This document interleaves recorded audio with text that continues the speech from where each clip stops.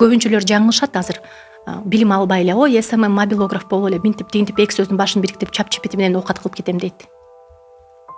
Андан ары эмне болот? Ошону ойлобой жатабыз да.